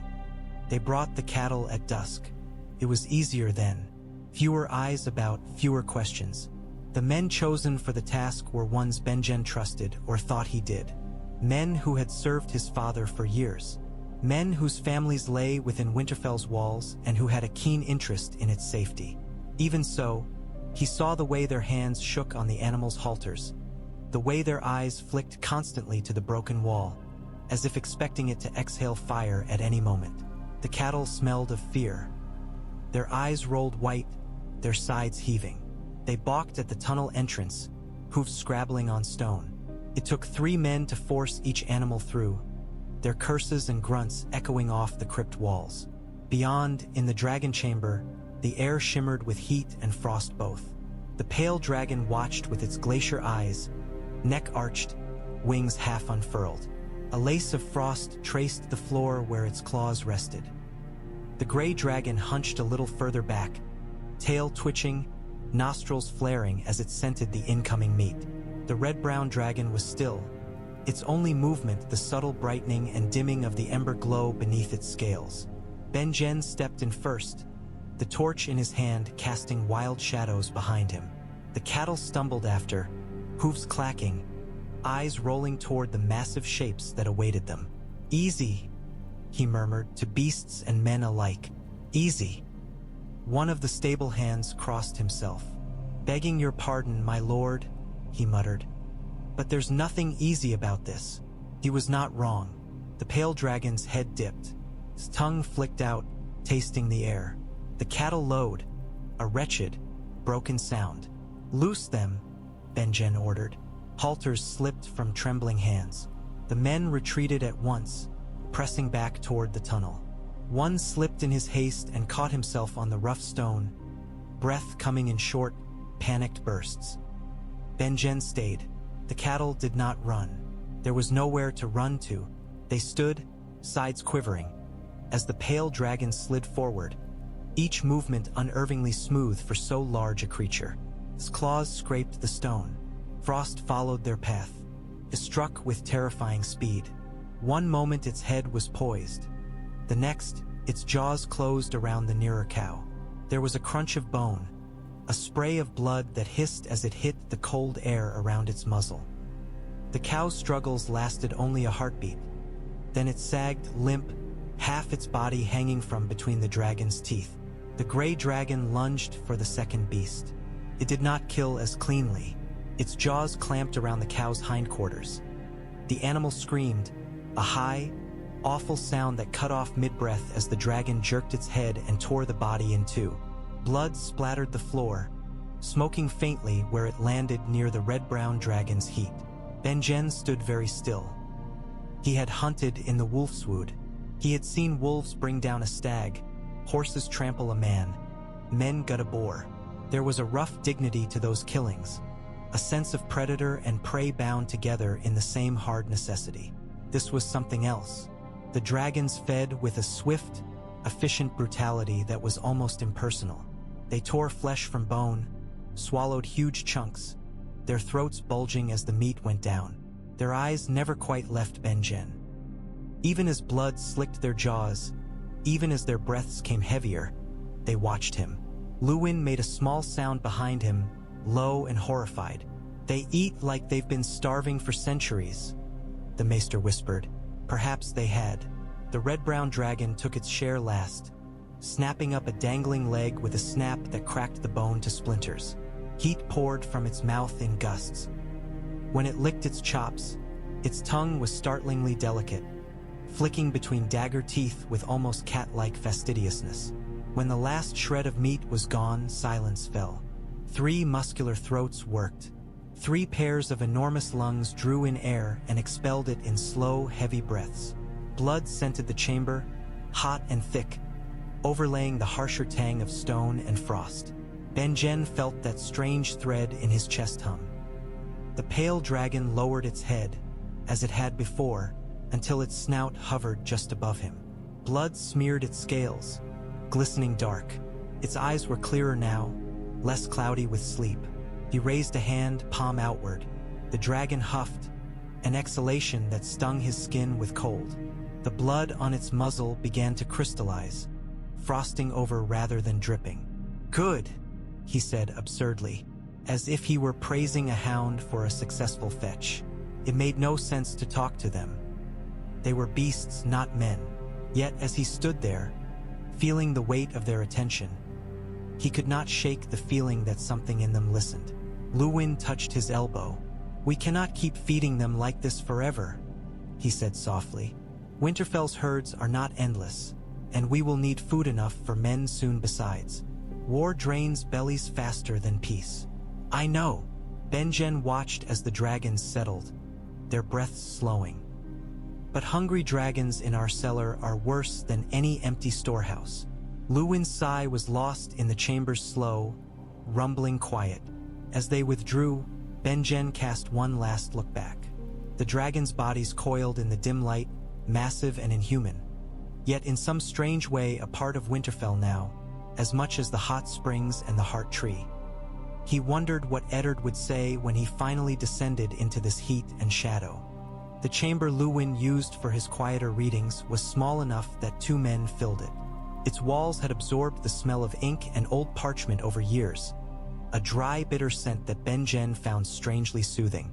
Tonight, it did little to steady him. The maester had spread several volumes across the table, careful not to let them encroach upon the small square of bare wood where Benjen's letter lay. The candle between them guttered now and then, its flame tugged by drafts that whispered along the floor from the hot heart of the castle. "Here," Luwin said, tapping a woodcut with one ink-stained finger, "from the time of Aegon's conquest, a description of the dragons he brought with him. They sleep as cats do, but do not mistake their slumber for harmlessness. Their dreams can scorch a field while their eyes are closed." "That's comforting," Benjen muttered. Luwin's finger moved to a column of Valyrian characters on an adjacent page. "And here an account of dragon lore. Bonds between rider and beast, spells sung in Valyria's shadowed temples. Half superstition, half ignorance, and none of it precise enough to be of much use. Do any of them say how to keep 3 dragons in your cellar while you plan to ride to war?" Benjen asked. "I'd find that chapter useful." Luwin huffed something that might, in another life, have been a laugh. "No," he said. "For that, I fear, we are on our own." Benjen looked down at the letter. Eddard, he had written at the top. Not Lord Eddard, not brother, just the name as he had called it 1,000 times on training grounds and in the yard. "Father is dead. Brandon is dead. The North grieves. The men speak of banners and oaths. They will follow you when you call." His quill hovered over the next line, the tip dark with ink. He had tried earlier to set the truth down plainly. "Something has woken beneath the crypts. Dragons, I think. real as winter. I have seen them breathe. Even in his own eyes, the words had looked mad. Now he stared at the blank space, feeling the castle's subtle pulse in his bones. If he said nothing, he would be lying by omission. If he said too much and the raven were taken or lost, he might bring ruin down on them all. "Write what you know for certain," Luwin said, as if reading his thoughts. "Not what you fear, not what you guess." "I know there are 3 dragons under our feet," Benjen said. "That's certain enough." "True." Luwin's gaze was steady. "But you do not know yet how easily they might be loosed, or how long they might be held. You do not know if they will live a year or only a season before hunger or their own nature destroys them. Words once sent cannot be called back. Choose them wisely." Benjen ground his teeth. He was tired of choosing wisely. He wanted, for one wild moment, to run to the Godswood and shout the truth into the heart tree's face, to see if the old gods would answer with thunder or laughter. Instead, he dipped the quill. "Eddard," he wrote again, letting the ink flow. "Father and Brandon are gone from us. I hold Winterfell in your name until you return. The lords have come and spoken. They will ride when you call." He paused, then added, "There are changes here." Luwin shifted. Benjen pressed on. "The crypts are not as they were. The earth shifts. There is heat in the stone. I do not fully understand it yet. When you come home, I will show you myself, and you will see that I am not mad." He leaned back, reading the words. They said nothing and everything. If Eddard had never felt the strange visions that had come to Benjen, he might think his brother spoke only of earthquakes, of hot springs stirred by tremors. If he had, that one line might be enough. "Too coy?" Benjen asked. "Too clear, if anything," Luwin said quietly. "But perhaps that is for the best. If this reaches him, he will know. And if it does not?" Benjen folded the letter without sealing it yet. "If some southern lord's maester reads it and sees only talk of restless earth, then he will shrug and worry about his own problems," Luwin said. "Men see what they expect to see." Benjen pressed wax to the parchment and set the direwolf seal in it. The impression came out clean. The wolf's head bared its fangs at him. "When I ride south," he said, more to himself than to Luwin, "I will not keep secrets from him. Not about this." "If you ride south," Luwin said, "Lord Eddard may not wish his last brother to risk the same fate as his father and Brandon." Benjen thought of dragons tearing cattle in half, of frost blooming under his hand. "Even a Stark cannot order the earth to hold still, maester," he said, "or dragons to stay sleeping. I'll do what I must." He rose, letter in hand, and went to find a raven swift enough to carry both his words and his turmoil south. The first time the dragon took him into the open air, it was not by design. Benjen had no intention of flying that night. He had gone down into the chamber only to sit, to watch, to see if the creature's wildness would lessen with familiarity. He had brought no cattle, no men, only a single torch and his own wary courage. They were restless. The pale dragon paced the length of the chamber, its claws clicking and scraping. Frost smeared the floor where it passed, melting almost as soon as it formed under the red-brown dragon's heat. The gray dragon's tail lashed, knocking chips from the walls. Their wings rustled, membranes catching the torchlight in semi-transparent glimmers. "Easy," Benjen murmured, though he knew they did not understand his words. "You've eaten. The world is still here. Easy." The pale dragon's head whipped around. Its eyes caught his, a flash of blue-white in the dark. The thread between them thrummed. A sudden image flooded him. Open air, wind under wings, wide sky. Claustrophobia tightened his chest. For a dizzy heartbeat, it was not his own. "You want out," he said. It was a ridiculous thing to say to a dragon. Yet as soon as he spoke, he knew it was true. They were too large for the chamber now, their movements cramped, constrained. Stone dust drifted constantly from the ceiling where their wings brushed it. "There is no out for you," he began, then stopped. Old maps rose in his mind, half-remembered from hours spent in Luwin's tower as a boy. The twisting of Winterfell's natural hot springs, the flow of water under rock. The stories of a cave-in long ago in a deep well that had once given access to lower caverns. Men whispered of it being haunted. The entrance had been walled up when Benjen was small. He remembered that wall now, and the feel of hot air on his face when he had played near it. "Fool," he told himself softly. The dragon snorted. Frost puffed from its nostrils, as if in agreement. He should have turned back. He should have fetched Luwin, or at the very least gone up to think.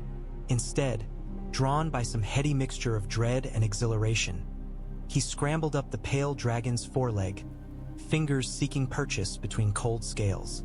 It allowed him. Its hide felt like ice under his palms, but it held. He hooked a leg over the base of its neck, awkward and ungainly, pressing himself close. There was no saddle, nothing to keep him there but his own grip. "Benjen Stark, you are a damned idiot," he muttered into the ridge of its spine. The dragon surged upward. Stone screamed as its back brushed the ceiling. Dust clouded around them. Benjen coughed, eyes watering, but held on desperately as the beast turned, its claws seeking the tunnel. It should not have fit. The passageway to the crypts had been carved for men and the dead, not for monsters. Yet somehow, with muscles trembling and joints flexing in ways he could not follow, the dragon squeezed itself through, scraping stone with every movement. The walls shuddered, statues toppled. Somewhere behind them, he heard a distant shout as a guard realized too late that the world itself was moving.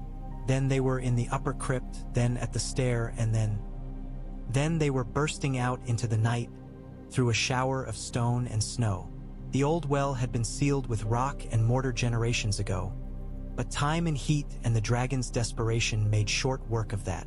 The covering cracked, then exploded outward, sending chunks of stone clattering across the courtyard.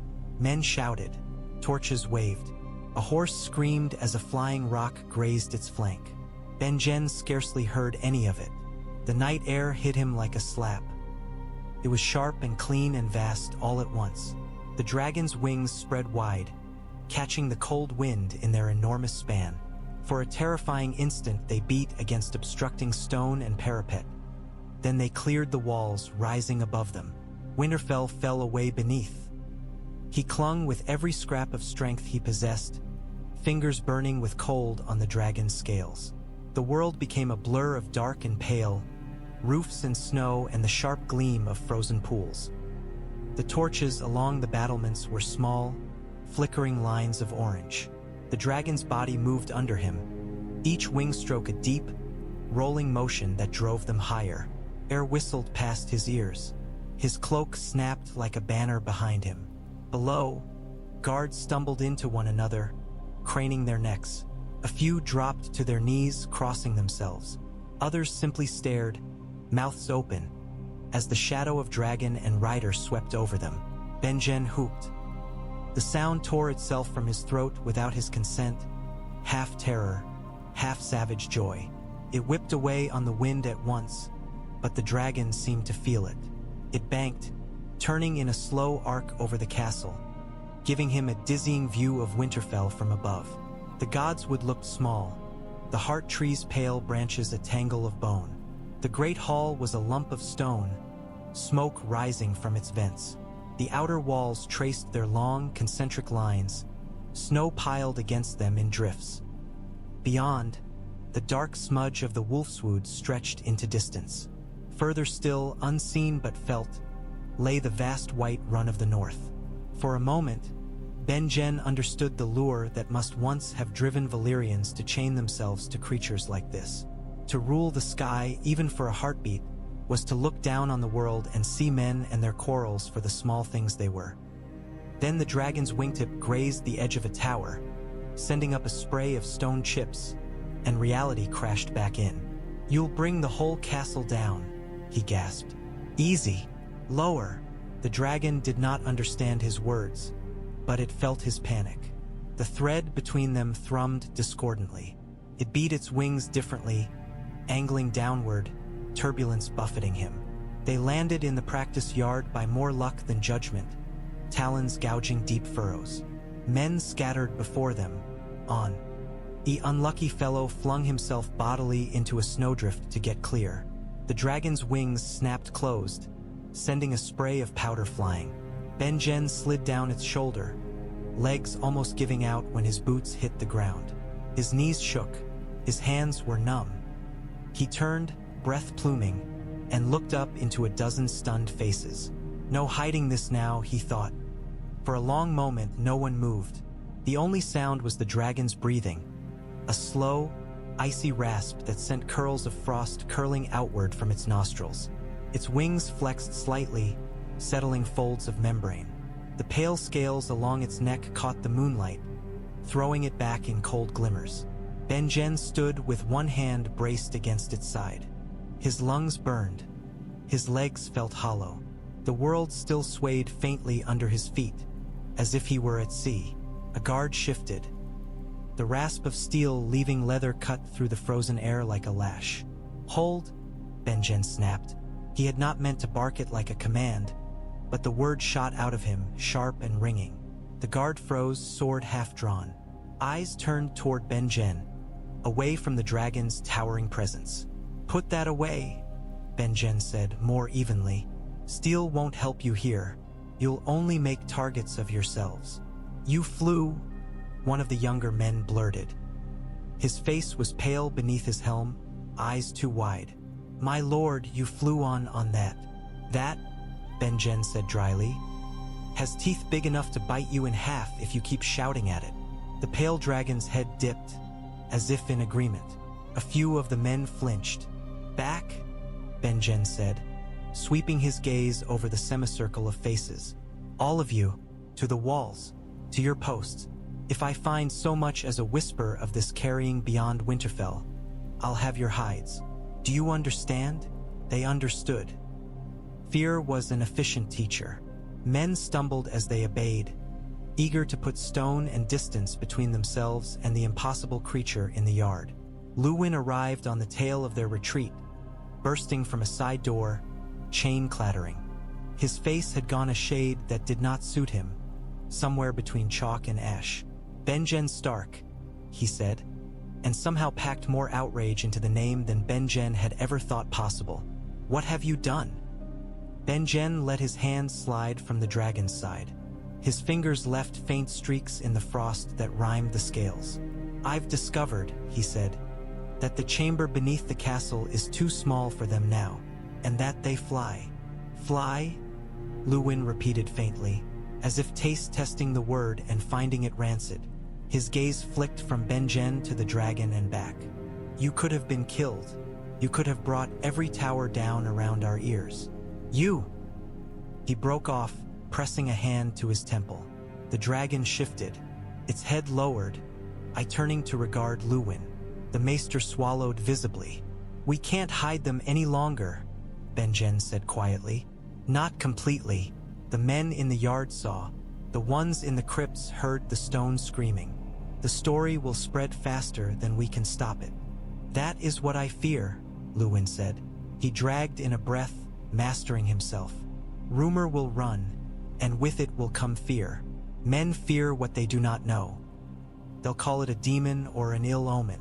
They'll write to their cousins and in-laws, and soon enough some clever maester in the south will put the tales together and send a very interesting raven to King's Landing."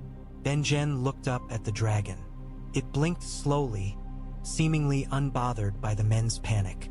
Its breath puffed in steady plumes, condensing on the air.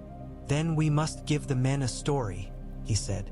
"One that keeps their tongues from wagging too far." Luwin's brows drew together. "What sort of story?" "The truth," Benjen said, surprising himself even as he spoke.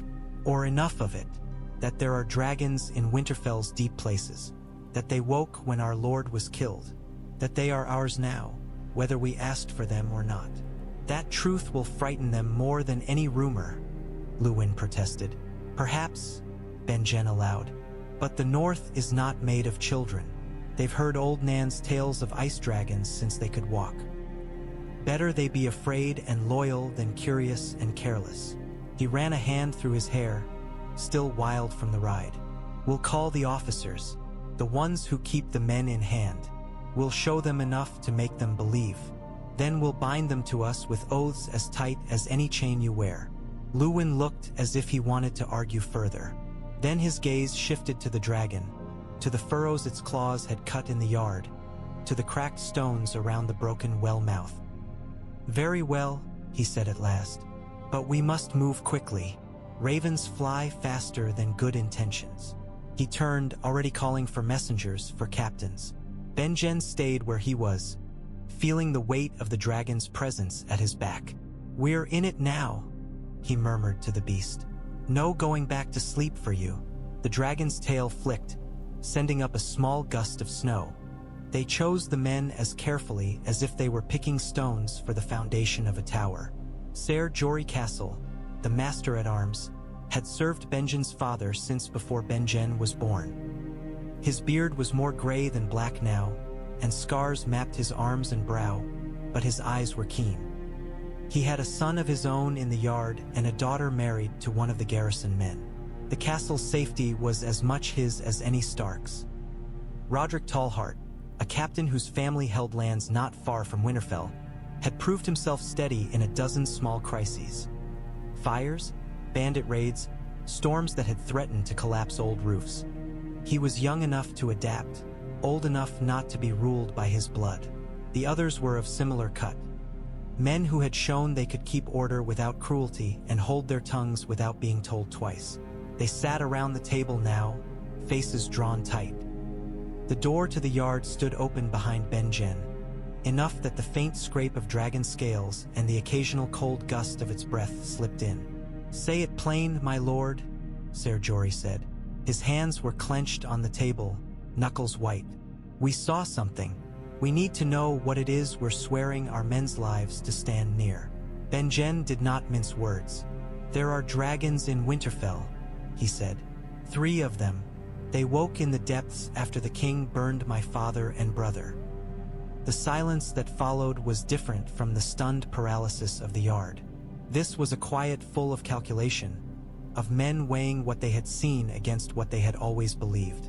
"Dragons," Roderick said slowly, "like in the old tales." "Not like," Benjen said. "The same. Flesh and scale and fire." He met each gaze in turn. "You have seen one with your own eyes now. You know I do not speak madness." Ser Jorah admitted reluctantly, "I've seen it. Gods help me. I wish I could say I hadn't." Luwin unrolled the parchment he held, spreading it gently on the table. Valyrian characters twisted across it, interspersed with crude drawings of winged shapes and fire. "Our ancestors made a bargain long ago," the maester said. "Queen Rhaenys Targaryen brought gifts north. 3 eggs, they say, among other things. The Starks took them. Whether they meant to hatch them or to bury them, we cannot now know. But they placed them deep, and they marked their resting place with words in the dragon tongue." He tapped the parchment. "I have found only fragments of the same script, enough to tell me that what lies below is not wholly an accident."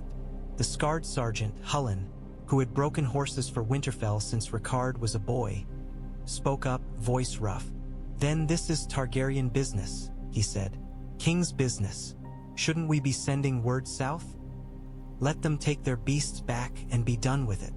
"No," Benjen said, so sharply the man flinched.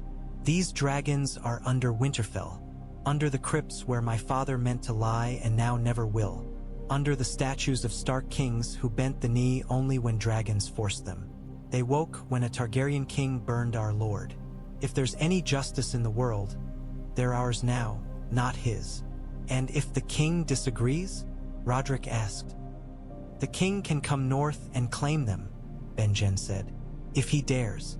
If he lives that long." The men exchanged glances. "You want us to keep this quiet," Ser Jorah said at last. "From the men, from our wives, from everyone. I want you to keep it quiet from the world," Benjen said. "Your men will know enough to do their jobs without stumbling into the dragon's teeth. They will know to obey if they see one in the yard.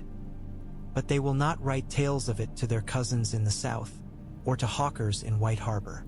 Word of this reaches the wrong ears, and we'll have the king's men at our gates with chains and cages." "And what will you do with them?" Roderick asked, nodding toward the yard, where a pale shadow shifted. "You'll not be content to keep them penned forever." "No," Benjen admitted. "War comes. When Lord Eddard returns, he'll lead the north-south. When he does, we may have need of more than horses and spears." The idea hung there, enormous and terrifying. Dragons over the Trident. Dragons above King's Landing. The North riding not only as men in fur and mail, but as fire and storm in the sky. "The North has never had dragons," the scarred sergeant said slowly. "We have our own strength, and we will still have it," Benjen said. "This does not change who we are. It simply gives us a weapon our enemies will not expect." "Or it makes us like them," Roderick murmured. "Like the Targaryens, like Valyria." Benjen thought of the Mad King laughing while his father burned, of wildfire licking up chains, of a city built on dragon bones. "We choose how we use them," he said. "We choose what kind of men we are." He let out a breath. "Will you stand with me? Will you help keep this secret and these dragons until Lord Eddard comes home?" One by one they nodded, some reluctantly, some with a spark of grim excitement. Ser Jorah reached across the table and clasped Benjen's forearm. "Winterfell is my home," he said. "Whatever sleeps or wakes under its roots, I'll guard it." The others echoed the sentiment. Outside, the dragon's breath steamed against the night. The camp by the river smelled of wood smoke and steel and men. It was a familiar smell already, despite how new war still was. Eddard stood at the water's edge, watching the current tug stray twigs and leaves downstream.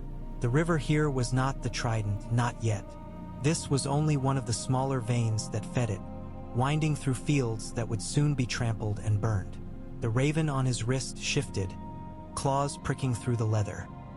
Its weight was slight, yet the message it had carried felt heavier than any mail. "There are changes here," Benjen had written. "The crypts are not as they were. The earth shifts. There is heat in the stone. I do not fully understand it yet. When you come home, I will show you myself, and you will see that I am not mad." Eddard had read those lines a dozen times since the bird arrived in the gray hour before dawn. Each reading made them no clearer and no less unsettling. Heat in the stone. Visions of Winterfell from above. Dreams of frost-breathing flight. "Talking to birds now, Ned?" Robert called from behind.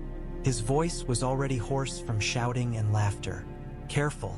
Next you'll be answering them." Eddard turned. Robert stood bareheaded, hair damp with sweat, practiced sword in hand. A ring of men watched him and his current opponent, a knight of the Vale, circle in the mud. Both men were breathing hard, grinning with the reckless joy of those who had not yet lost too much. "I've seen ravens with better manners than some men in your army," Eddard said. "They at least deliver what they promise." Robert spat in the mud. "That crow only brings you bad news from home. Set it flying and come hit something. It'll do you good." Eddard glanced northward instead. The sky was pale, streaked with the last tatters of night. Clouds drifted high. For a moment his heart stuttered. Something moved up there. A pale shape, long and thin, sliding along the edge of a cloud. It might have been a trick of the light, a bird of unusual size, a shred of mist caught in a strange current. It might have been something else. He blinked, and it was gone. "Ned!" Robert was watching him now, eyebrows raised. "You look like you've seen a ghost." "Only thinking of home," Eddard said. It was not entirely a lie. He stroked the raven's breast with a finger. The bird croaked, shifting its grip. "Benjen writes that Winterfell stands," he said. "That the lords have come, that they will ride when called." "Good." Robert's jaw tightened. "We'll need them. The Tullus will join us for love and hate both. No man could expect less, after what Ares has done to his own blood. But the Lannisters still sit and polish their gold, and the Tyrells sniff the wind. When we march on the capital, I want the north at my back. Let Ares look out from his red keep and see wolves and falcons and stags all tearing at his gates. Eddard's grip on the raven tightened briefly. "We will be there," he said, "if the gods are good." He did not tell Robert of the heat in the stone, or of his dream of flying. Some things were not yet ready to be spoken aloud. Not to a man who would see dragons only as weapons, never as omens. He tilted his wrist, and the raven hopped to his hand, then to the stump of a low branch. From there it launched itself into the air, black wings beating. "Fly home," Eddard murmured under his breath. "Tell him I'm coming." The bird dwindled quickly against the brightening sky. For a moment, as it crossed the line where he had thought he saw that pale shape, Eddard felt a shiver run up his spine, as if something vast and distant had turned its attention briefly toward that small, dark speck, and threw it toward him. He shook it off, or waited. The trident, and beyond it King's Landing, lay ahead. Whatever wonders or terrors stirred in Winterfell's deep roots would have to wait until the wolf came home. He turned back to the camp, to Robert's shouted challenge, to maps and steel and the long, bloody work of rebellion. Behind him, the river flowed on, carrying twigs and leaves and the reflections of a sky that would one day hold dragons again.